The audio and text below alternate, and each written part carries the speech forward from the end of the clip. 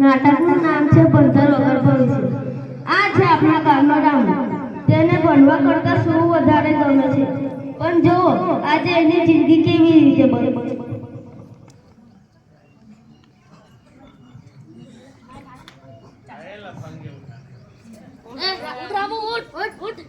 સારા શરૂ થઈ ગઈ છે. ચાલ આપણે સારા જઈએ. આજે ગુરુજી બદલી નાખે એવી વાત કહેવાના છે. મને તો સારા ગમતી નથી. મને તો બસ શું જ ગમે છે. મને તો ભણવું ગમતું જ નથી. જો તું આ રીતે સૂતો રહીશ તો ગુરુજી તને સપના પણ વળશે. રામુ, તું ભણતો નથી એટલે મને તારી ખૂબ ચિંતા થાય છે.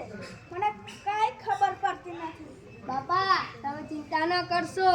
બેટા, સુવાથી સપના આવે, પણ સપના પૂરા કરવા તો ભણવું પડે ને. બાપા, હું મોટો થઈને વિશ્વવિખ્યાત સુનાર બનીશ.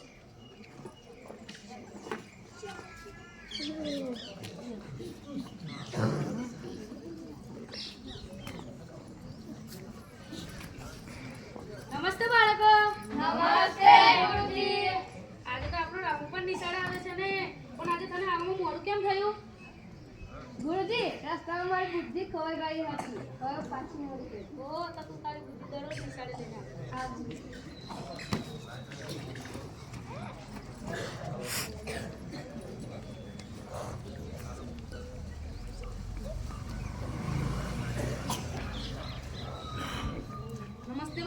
નમસ્તે ગ્રામજનો.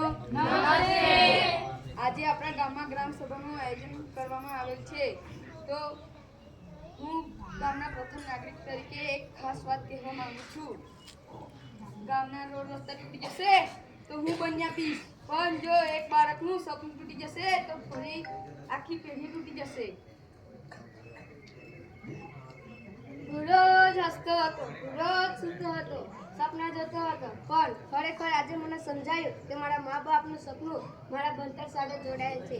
આજે મારી આંખ ખુલી. હવે તું ભણીશ, એક દિવસ ભણીશ અને ભણતરથી ભાગીશ નહીં. શાબાશ દીકરા, આજથી તું સાચા માર્ગે છે. બાપા, હવે તું ભણીશ અને એક દિવસ મોટો માણસ બનીશ અને તમારું નામ રોશન કરીશ. જ્યારે એક બાળક બને છે ત્યારે માત્ર એક વ્યક્તિ નહીં પરંતુ આખો સમાજ આગળ વધે છે.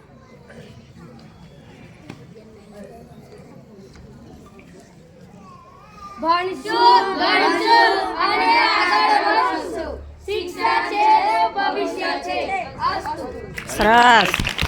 थोड़ा आवाज कम सुनाई दिया, थोड़ा आवाज निकालो भाई.